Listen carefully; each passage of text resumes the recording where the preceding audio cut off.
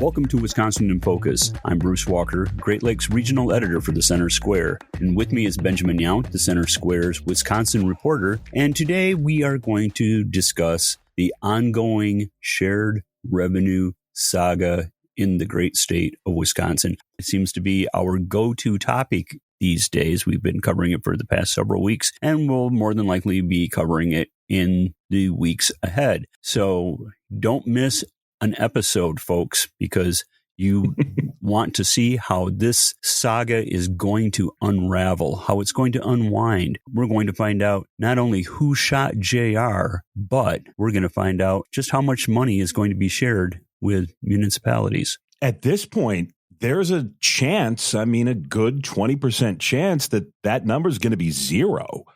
The disagreement between the Republicans, and this is all a Republican decision, just for anybody who's sort of new to Wisconsin in Focus or new to Wisconsin politics, we have a Democratic governor.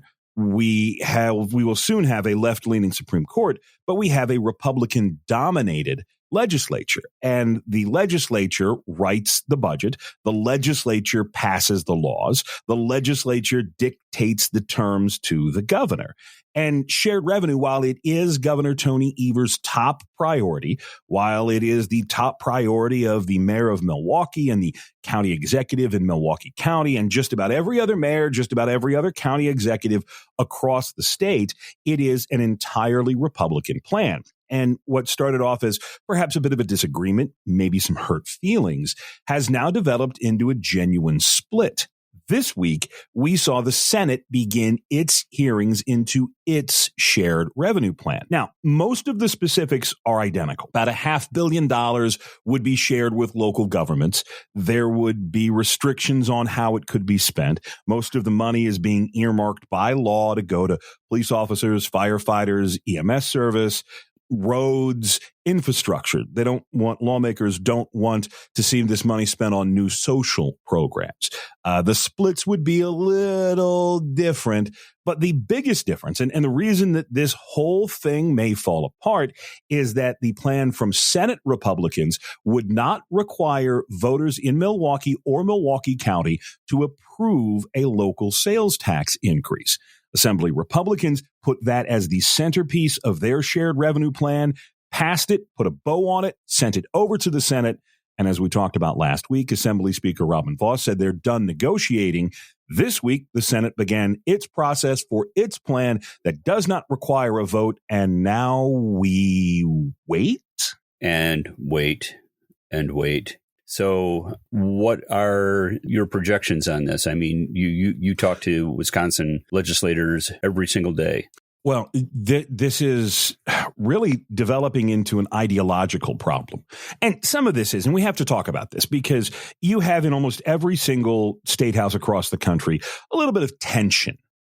Sometimes it's friendly, sometimes it's not so friendly between the People's Chamber, the Assembly here in Wisconsin, and the Senate, the House of Lords, the Gentleman's Chamber, as they like to refer to themselves. And in Wisconsin, that tension is more pronounced because for years, the Assembly Speaker, Robin Vos, has been the one who has driven the agenda at the Capitol in Madison. The previous Senate leader, a man by the name of Scott Fitzgerald, who's now a congressman, was more than happy to let Vos take the lead. Just different personalities. And Vos was out there fighting the good fight, according to Republicans. He was leading the vanguard. And Fitz, as he was known at the Capitol, was more than happy to just sit back, manage his members, and let the process go forward. There's a lot of sort of, you didn't hear it from me, but that the new Senate leader, Senate Majority Leader Devin LeMahieu, may be bristling at that relationship. And some of this gap, some of the difference is we are the Senate. We have a vote. We will not be dictated to.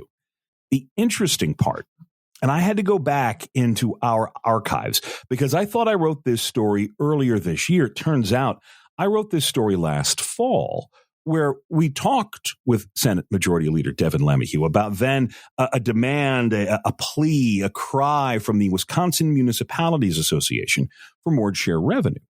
And the cry from the league at that point was, well, if you don't give us more state money, we're going to have to go to local voters and raise taxes.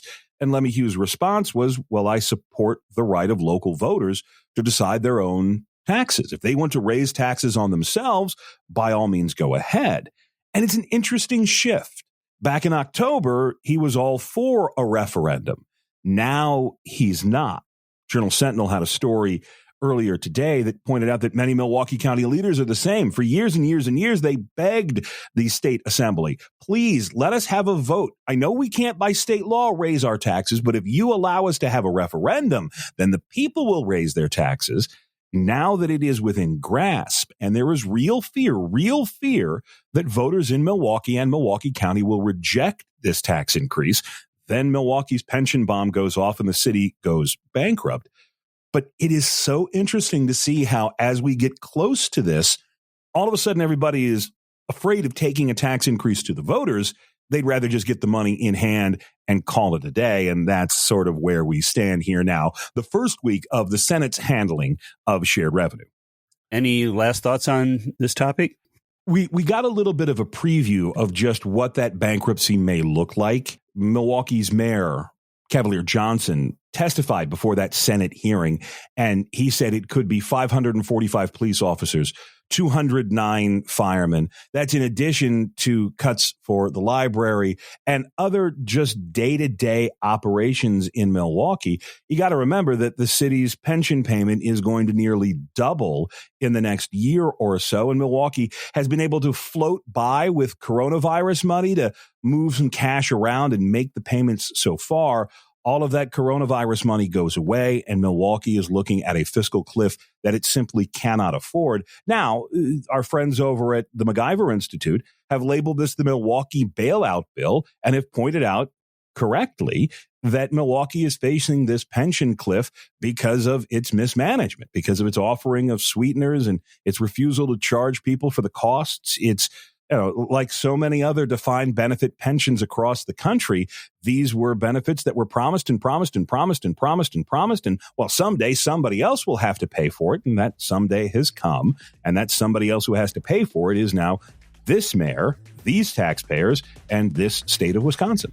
Listeners can keep up with this story and more at thecentersquare.com. I'm Bruce Walker, Great Lakes Regional Editor for The Center Square. Please subscribe, and thank you for listening.